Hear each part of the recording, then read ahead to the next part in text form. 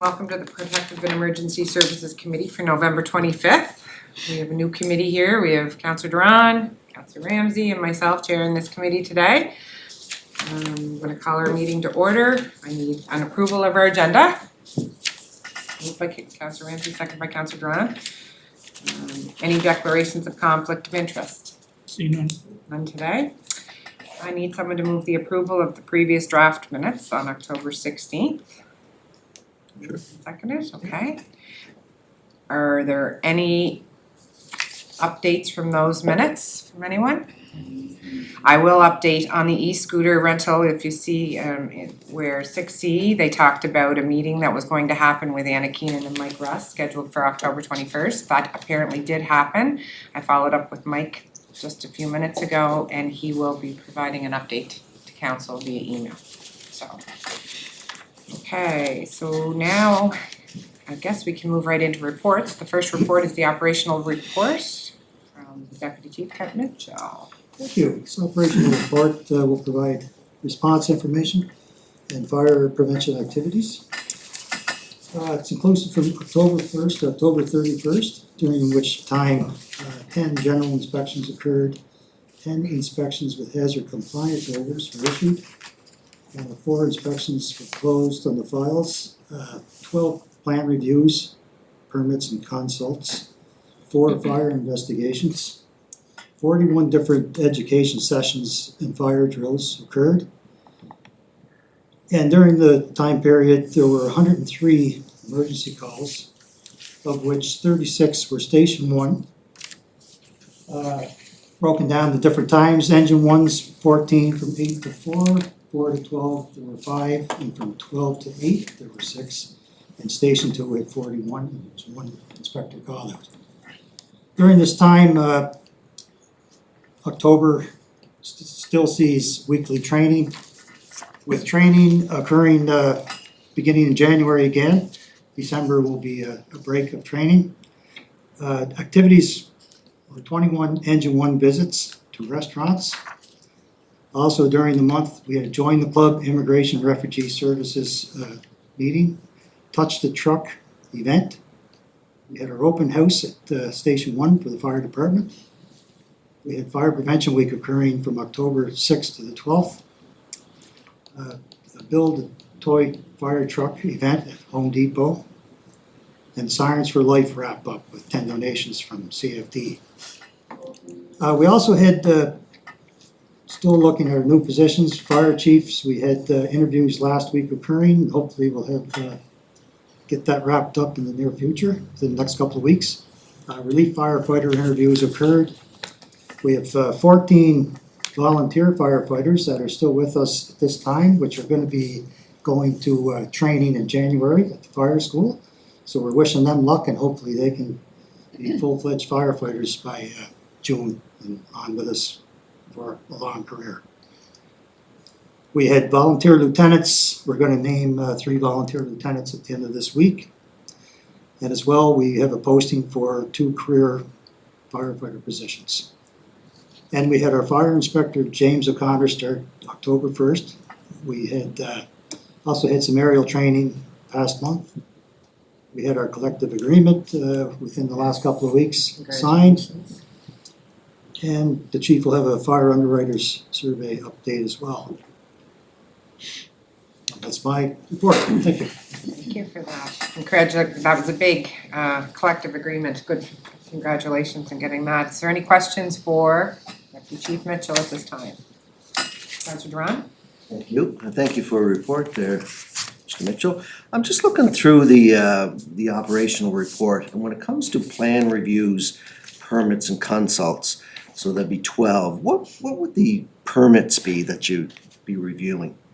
So any new construction, Councillor Duran, would get a review by the fire inspectors to see if there's issues with the fire department as far as access, fire department access, fire protection systems, that type of thing. Normally multi-unit residential, like not Yeah, single-family commercial. homes. Yeah. Just these would be multi-unit residential or commercial properties Okay, for the most part. To ensure that they're meeting fire code. That's right. Okay. So just to follow up on that, we do get So the province does random electrical and plumbing inspections. We do building inspections before you can get a permanent occupancy permit or building permit. But fire inspections, is that done randomly for new houses? Like I know you said multi-units, is it also done for homes? Do you do random inspections? No? No. Is that par for course with other jurisdictions?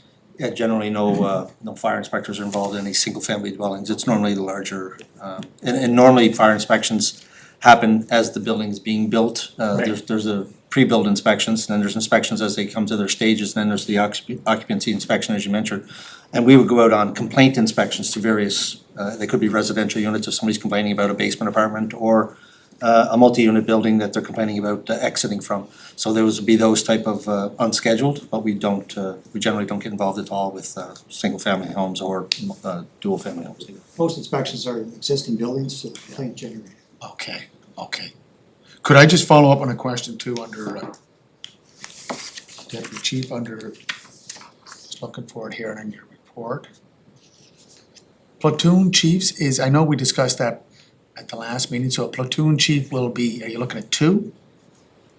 We have approved for 2. Yeah. 2 this year, and we'll need 4 in total. We were approved for 2 through budget process for this year, and we'll be looking for 2 as new initiatives for next year to make it 4. There should be So- 1 per platoon, Just for this station, for station 2 also, or just for both? For full both? department. Okay, thank you. Are you good with that? Moving on, perfect. Go back to my agenda, sorry. The second one is the report on the dangerous, hazardous, and unsightly bylaw infractions from Chief McDonald. Thank you, Chair. The purpose of this report is to have 5 properties in the Charlottetown area cleaned up in accordance with the dangerous, hazard, and unsightly premises bylaw. In accordance with the terms of the dangerous, hazard, and unsightly bylaw, the City of Charlottetown wishes to authorize the public works manager to cut grass, remove any trees, garbage, and other materials or debris, dangerous or otherwise, clean up and properly dispose of the same at the owner's expense at the following properties located at 20 Beach Street, PID 790204. A warning had been posted on November 8th, 2004. Pictures were taken and satisfactory action to resolve the issue was not taken. 305 Houston Street, PID 364083. Warning posted October 30th, 2024. Pictures were also taken and satisfactory action to resolve the issue was not taken there also. 25 Alley Street, PID 359430. Warning was posted on October 9th, 2024. Pictures were taken and satisfactory action to resolve the issue was not taken there also. 147 Beach Grove Road, PID 746511. Warning posted on October 3rd, 2024.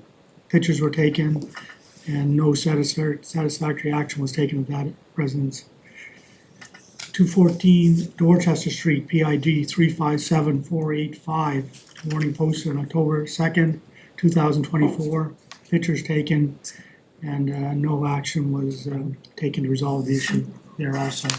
So staff recommends the council give the public works manager authorization to cut the grass, remove any trees, garbage, and otherwise materials or debris, dangerous or otherwise, clean up and properly dispose of the same at the owner's expense.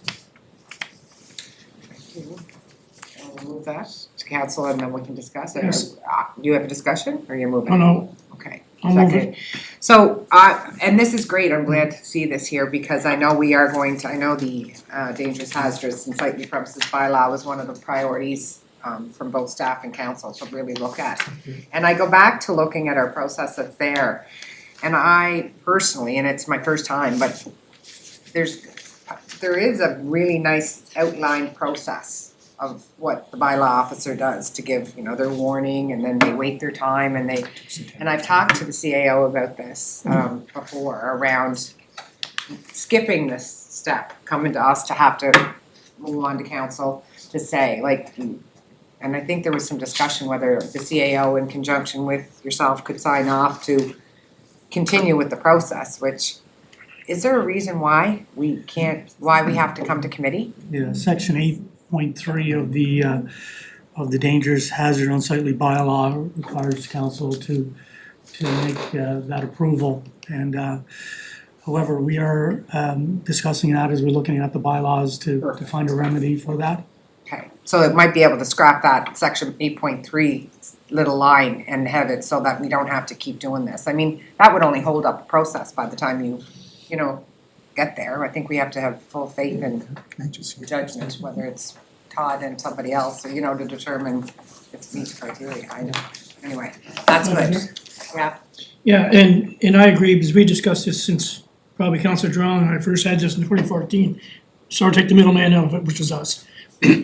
My only thing is, Chief, was brought up by a fellow councillor last month, that properties that aren't on here and there's an 18-month time frame that they had from when they get the warning, and you get 18 months on there.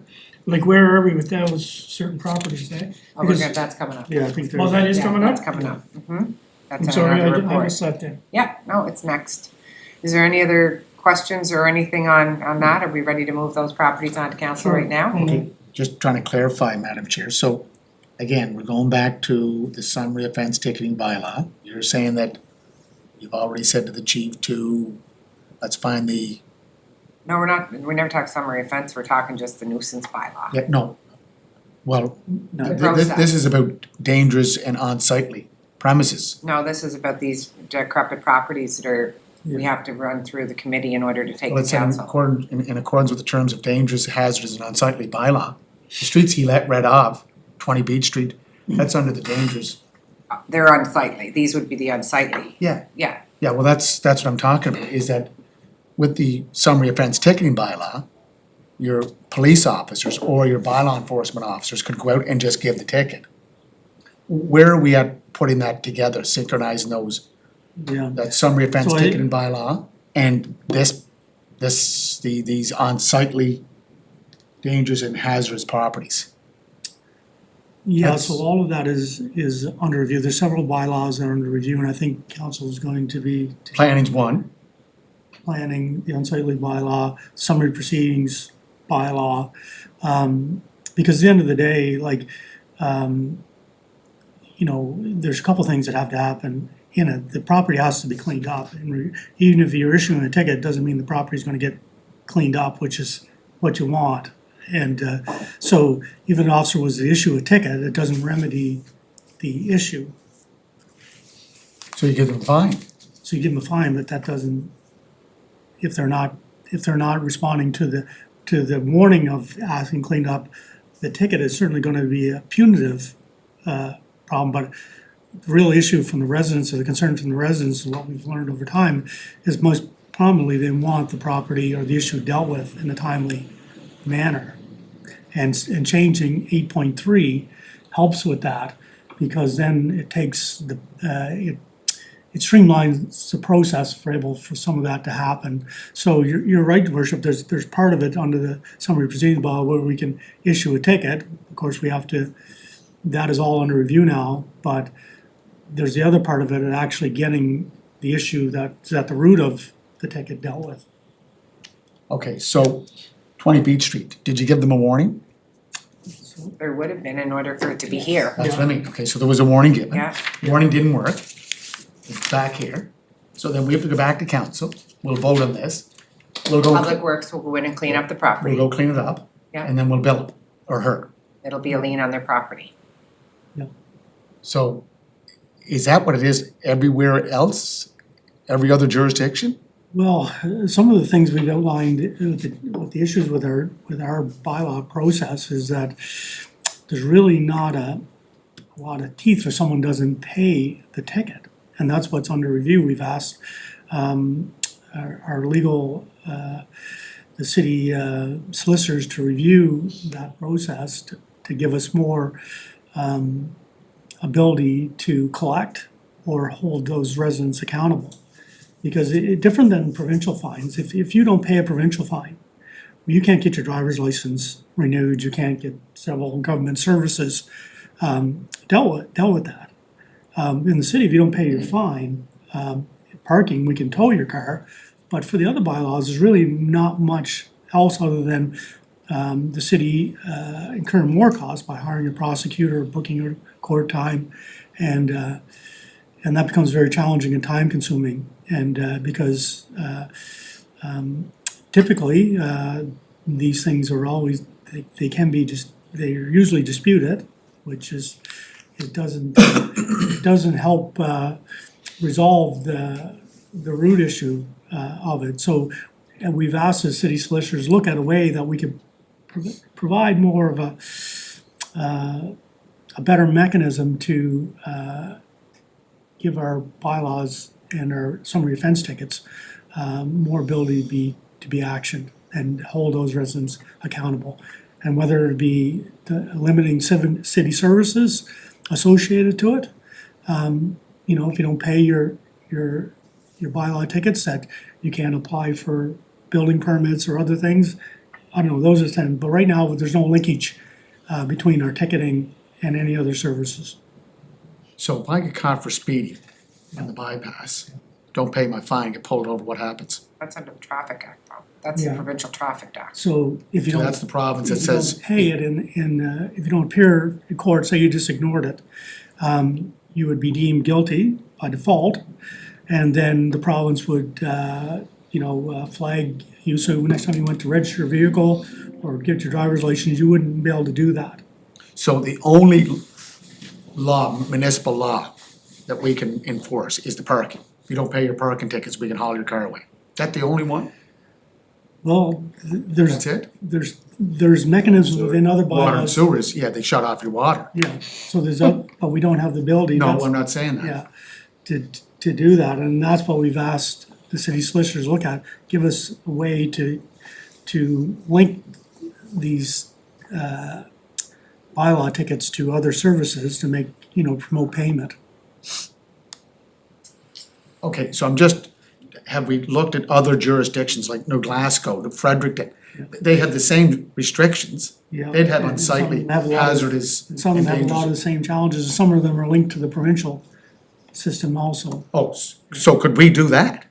That's, that's, Like, could we not link it to your property tax, that you're penalized in your property tax? Or, like, there has to be some way to deal with this, chief, because we've been talking about it since I arrived, since 2019, well, we've been talking about it, long before that. for that, and the issue is that there is no easy remedy for it, and that's the standard practice has been to put a lien against the property and recover the costs at some point.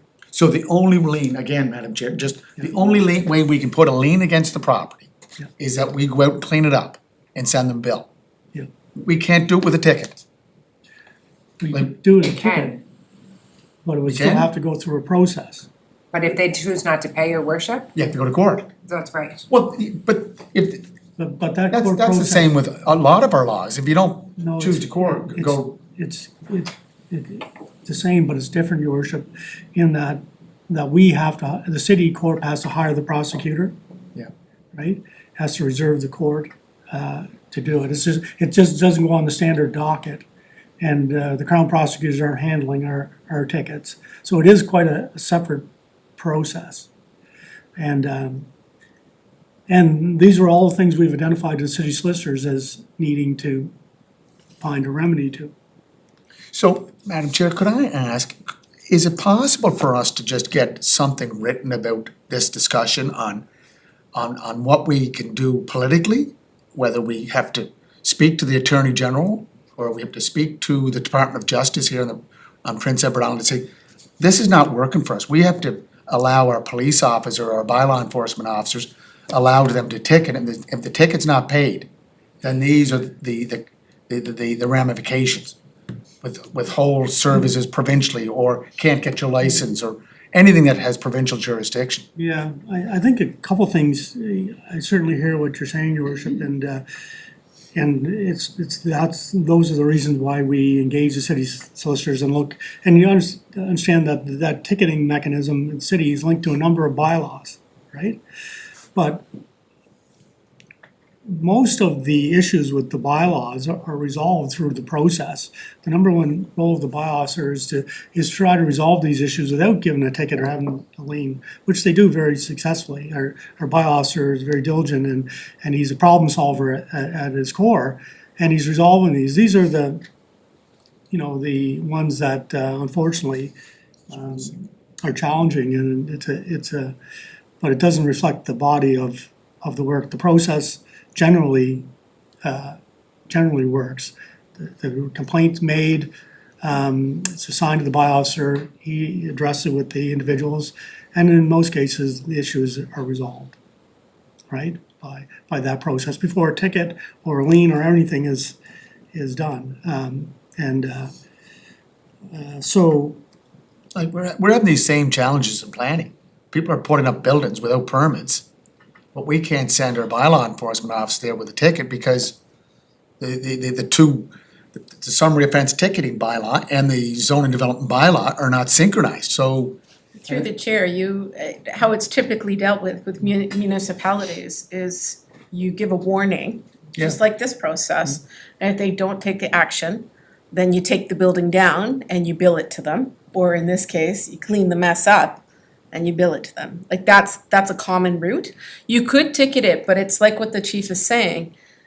Giving a ticket may not resolve the issue of, they might just allow you to give them ticket after ticket after ticket and it never gets resolved, versus this route, someone goes in and cleans it up. And then we put the cost on as a lien on the house. Now, we don't get our money back right away, which is problematic. But it does deal with what the problem actually is. Also concerning though is we have this summary offense ticketing that we've tried, and really it sounds like it's paper, unless you're an honest person that are gonna get a ticket and go pay your fine. There's not a whole lot of backing or consequence to not, is what it sounds like. And Madam Chair, just to close it up, it's just that my frustration as a resident is that if I live in the same house for 30, 40 years, and I have these warnings and all that, and there's gonna be a lien on my house. I mean, like, we lose the money at it as a city corporation, correct? Because, like, we're carrying that lien for 30 years, or for 25 years, or 10 years, or something like that. And I think this is a point where we're trying to get it sped up and saying, okay, there's more to it than that. You know, like, if you're getting a warning and it's not done, and we go in there, well, then there should be a bill come right to you, and you have 30 days to pay it. Or 60 days to pay it. Because sorry, Chief, we're tying up our public works, our police, and everything like that for 30 years. But just run through that scenario that you talked about, so what if they don't pay it? My thought is, could it go to collections? True, yeah, Like- but that's essentially what, You know what I mean? You'd send the finance department, if you don't pay your bills, if I don't pay my Eastlink bill, That's right. you're probably gonna send me off to collections. Shut the water off. That would be a course of punishment. Yeah, Here's your fine. but there has to be something there that we can sort of grab onto and say, listen, you have 30, 60, 90 days to pay this. Because if Eleanor's staying in her house for 40 years, and she has 4 or 5 liens against it, I mean, you might be 60 at that time. Yep. Since you're only 20 now. Just asking, Madam Chair, just if we could look at I think it's best certainly, practices yeah, in other Yeah. jurisdictions, that's all I'm fair. asking. and look at possible options. And we're doing the to- legal front, so we Yeah. working As we're both going ends. into this bylaw change and stuff, what are some things that we can do? And I think we're hearing that. I know. That'll be recommended.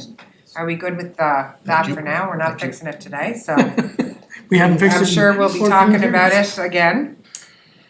All right, Chief McConnell, I think you are up next on the report. Number 2? Number 2, dangerous and hazardous, yes. Yeah, it's the same dangerous hazard unsightly bylaw infractions. The purpose of this report is to have 2 vehicles removed from a property in accordance with the dangerous hazard and unsightly premises bylaw. And, I don't have the update. the staff recommendation is the council give the public works manager manager authorization to tow, remove derelict vehicles from a city of Charlottetown property at the owner's expense in accordance with the terms of the dangerous hazard and uncertainty bylaw. And those vehicles are located at 62 Highland Avenue, PID 354985. The warning was posted on October 22nd, 2004. Pictures were taken, but no satisfactory action was taken to resolve the issue. I know there's being some work done with the same situation up at the park and ride off Norwood Road for that, so I'm sure that'll be coming our way eventually. Chief, for the houses and the vehicles, like there are two different resolutions? Two different Like one resolutions. couldn't be under the hazardous and unsightly thing too? Well, they're both under that. It's Yeah. just, One's a but car and one's a house. yeah, Yeah, we're gonna need two resolutions that'll go on the council, correct? yes, that's my understanding. Yes. Yeah, one for the properties and then one for the vehicles. Okay. No, I just thought you can sort of tie it all together, but I guess not. It's different processes probably. Okay, we're good to go. Second by Councillor Duran, thank you. Our third report is for information only. Chief McDonald is talking about the upcoming Christmas season, what to expect. Yeah, Chair, just to provide committee and council an update, the fact that the holiday season is approaching and that our police services will be doing a number of road safety measures. And road checks as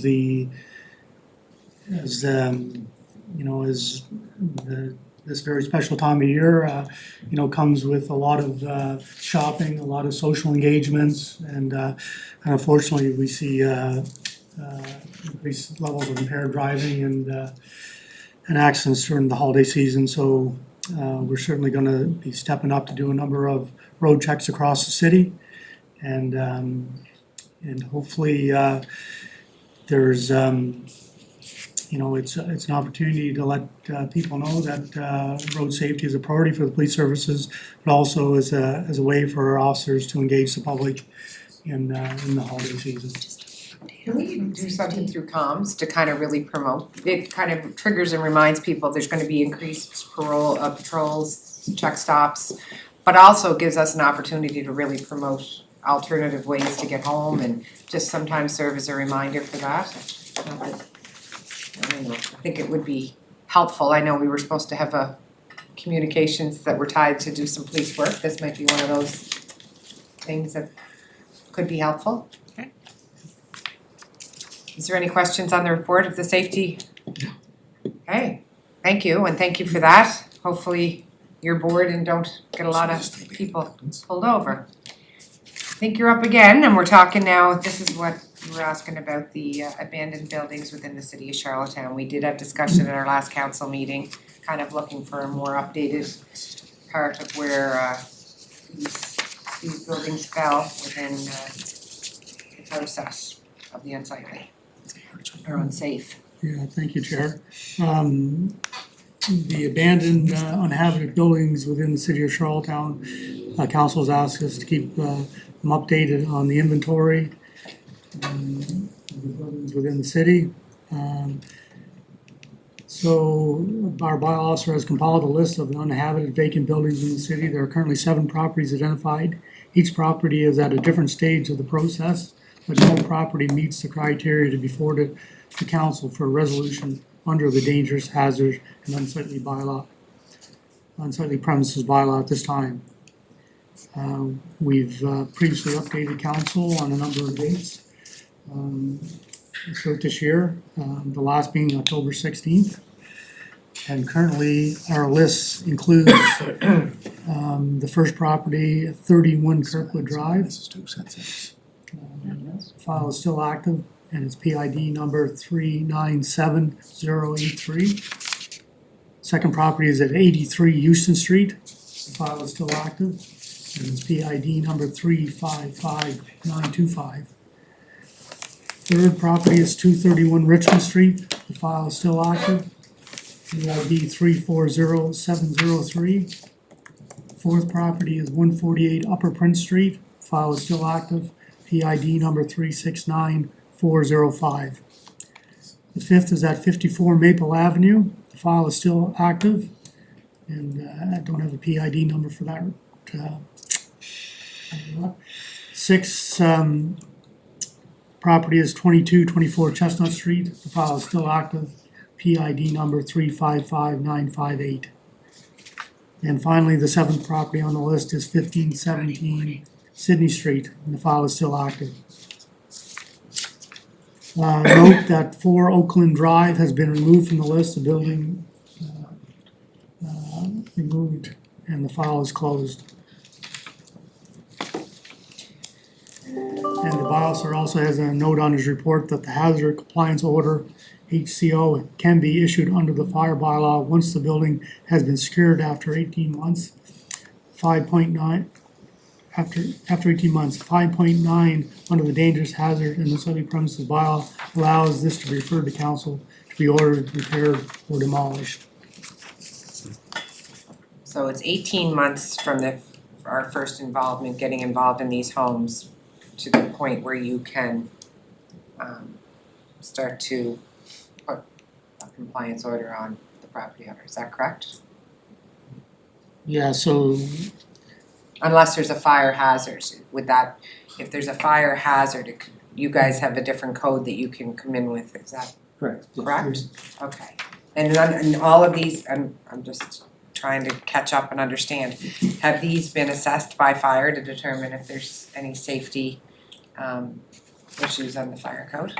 Yes, they would have been, and Ken can explain Yeah, that. I can kind of explain the process. Fire inspector and the bylaw officer has visited these on multiple occasions, and through the hazard compliance order,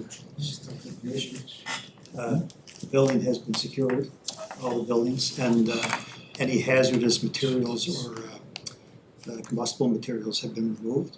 So that's the state of the building. And then once the time frame has been met, where it's 18 months, and what they'll use their judgment as to, they'll be working with the owners of the building to try to get it resolved. And as we've been going through the list here in the last 6 or 8 months, there has been buildings peeling off the list because they've been successful in getting either the building demolished or removed in whatever case. So we've had lots of successes along the way, and that's where we are with that, so. Good.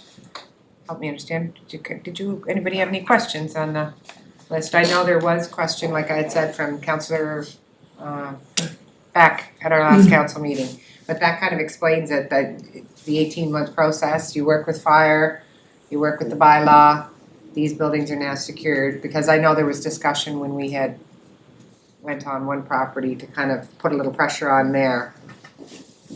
But if the buildings are secure, and everything after 18 months boarded up, per se, do you leave that as an eyesore through the city of Charlottetown for another 18 months? That's my whole point of it, the whole thing, is that, like, either we gotta move on it after 18 months, because you had it boarded up for 18 months. So you know there's nothing going in and out of there. That's where that section right there in 5.9 says, where after 18 months, it may be referred to council and we may order it to be repaired or demolished.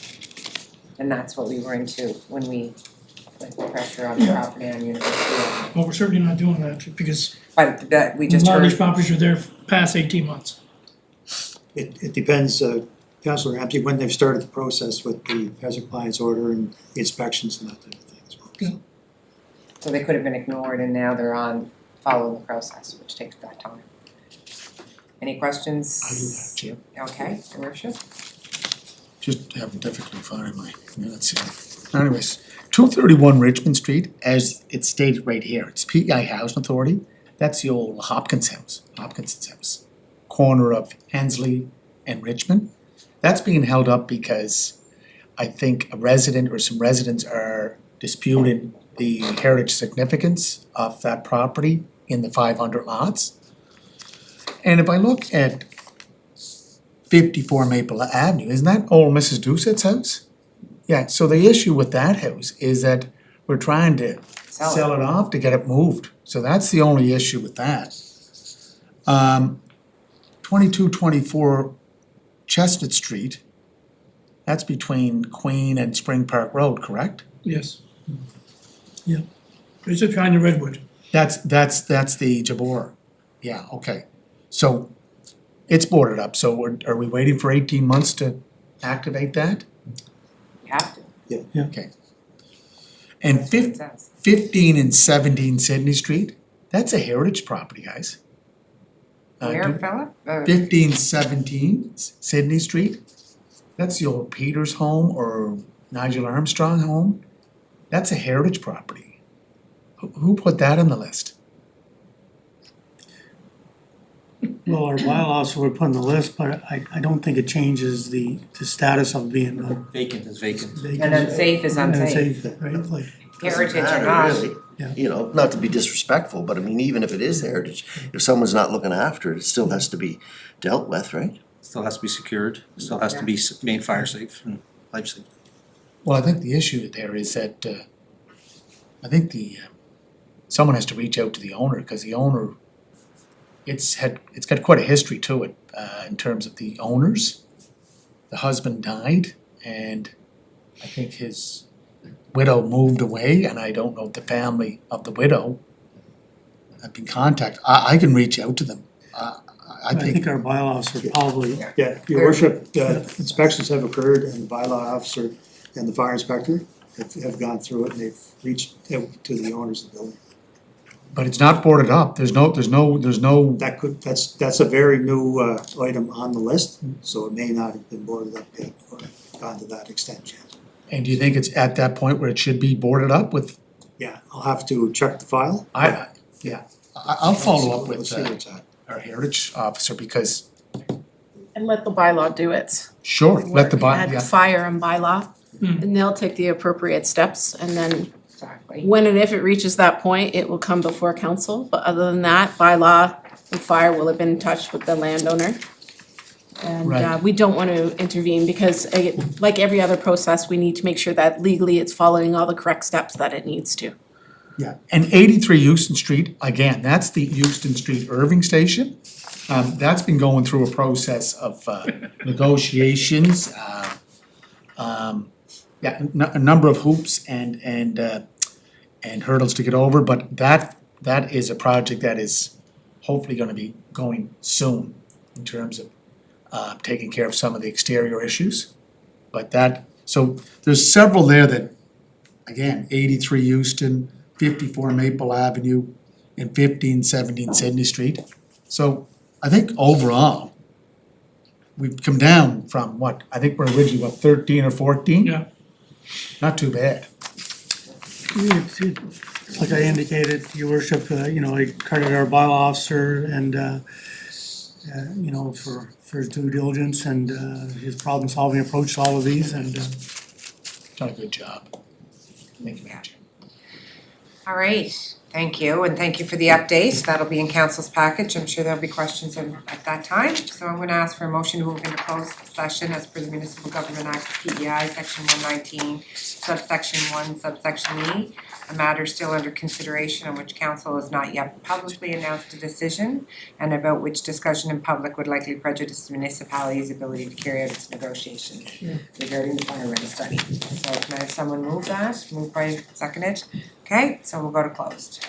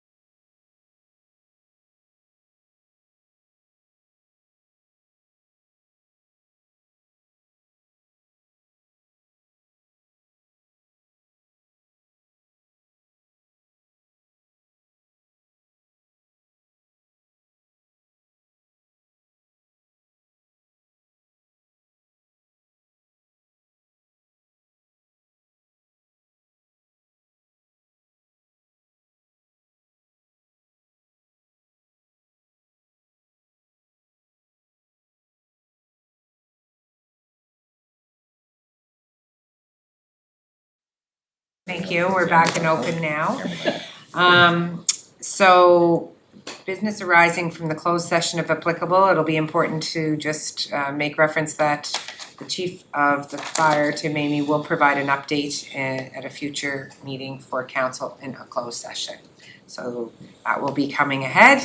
Is there any other business arising from the closed session? Introduction of new business, did you I'm say? getting there, give me a moment. So we know we use this as our, kind of our, what we'd like discussed at our next meeting, and I have indicated, that I told Deputy Mary Yankoff that we would look at her notice of motion that she put forth in the August meeting on council directing police services to create and share with the public a community plan that addresses illicit drug use and related illegal behavior to help residents feel safer in their homes and communities. And we'll give you time to respond to that. You can bring it to committee if you want to, or put something out to council based on where you've been with that.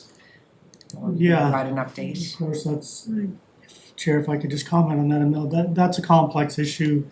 And since that, Councillor Yankoff has made that request last year, we've had a number of things take place, including community meetings, which we articulated some of the issues and challenges. We've had a mayor's roundtable on homelessness and addictions. We've hosted several meetings to deal with this. We've become part of a provincial task force on homelessness and vulnerable people. There's a lot being done, and I just want to manage expectations. Drug work, especially, there's it's different levels. The actual enforcement of mid and high level drug targets, and then there's a visible evidence of drug use on our streets. I think that is. I think that is what. And that's more of a harm reduction, community policing. So, I think, I definitely will respond to respect the request. I just want to, kind of manage expectations of what they're getting. We do not discuss ongoing police operations or our investigative methods or techniques in drug enforcement. I can tell you that there's no one that seizes more drugs on the island than our street crime unit, our police services. They're doing incredible work, but it's I think the impetus to this request was the visible evidence of drug use on our streets and in our community. And I can certainly prepare something in relation to that, but there's a lot have been done and communicated since that happened. Well, I think we know that we do have everywhere, there's huge growth of an epidemic with drug use, and it's people kind of needing to understand, the perception perhaps isn't always as clear, understanding what it is, what happens, what are we doing for that? So I don't know, again, maybe some messaging, I don't know. Anyway, we need to kind of honor, you're right, the notice of motion. And I know you do a good job to try and ensure the public that we're safe. Just sometimes when people see things happening, they're not understanding why. Could you just add something to that report, Madam Chair? And that is, the Canadian Centre on Substance Use and Addiction did have a meeting of mid-sized municipalities in Timmins, Ontario. And that report, we're waiting for that report. I know the Deputy Mayor attended that meeting. I'm hoping we can get that report soon, so we can look at what's going on other municipalities, mid-sized, small municipalities like ourselves. So if we can get that part of that report, that'd be great, Madam Chair. And I think there was discussion on interpretation of what went out with that. So just helping people understand, I guess, get that messaging so we're all understanding where that is. Is there anything else that we'd like added for our next committee? New business? Yeah. Just, Chief, through the chair, Chief, I'm trying to get an update on this accessible taxi and how it affects our taxi bylaw. We've been working on this for the last couple of years, so can we get just an update on that and then start working with our friends out there, Resource Abilities? Next committee meeting? Is that, Yes, Your Worship. that's possible? As you're aware that we've been part of the same working groups. We've tried to incentivize the industry and provide a sustainable solution. There is some interest from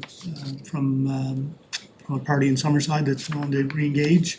So we're hoping we can make some improvements there. But as I mentioned many times, the unfortunate part about this challenge is that accessible taxi services and do not stop at the Charlottetown border because we are the hub city and center of the capital region. A lot of times the expectation is upon Charlottetown to provide that service to the broader capital region, which is hard to do because we don't have control or mandate for bylaw wise. As many are aware that it's a challenging industry to try to work with, but I'll provide a report on the status. Just on that, your worship, Madam Chair, I attended that meeting last week, the first one, and that was on the agenda too. Accessible taxis, and they're looking at, I think there was gonna be a new owner for one of the taxi companies, and this group is sort of reaching out to him. So I didn't wanna throw any names out there, but anyway, they're doing too, so that was on the And agenda. I haven't read the taxi bylaw, I've read, there's, like I said, this committee's got this many bylaws to read, but to me, I know that the taxi bylaw falls to the police because of fares and stuff, but as far as getting into mandating, and that's that work of this advisory board, it's really, I'm gonna read the bylaw, but why would, Because the taxi stands is part of that taxi bylaw, that's a requirement to have a taxi. Your own private taxi, you have to have a taxi stand. so we're gonna mandate that they have to have. That's something I think the chief's trying to work in. Well, I don't think that's realistic. I think our best way is to try to find a way to, if there is interest in other, from service providers and other municipalities, find a way to help them work with our municipality to provide that service, and whether that's some sort of incentive or waiving of fees, but we need, the whole purpose of the taxi bylaw and the regulation is to ensure that there's quality of service, Yeah. there's certain due diligence done in screening to taxi drivers. So regardless of who that provider is, we'll have to make sure that they meet the same standards. Good discussion. Thank you. Maybe invite him to your next civic board's meeting, can have discussion. I was there the other day. For That's it. next I'm time. done. Yes. All right, so those are two things for the next meeting, I guess. Motion to adjourn? Thank you, seconded by Isra. Have a good night, everybody.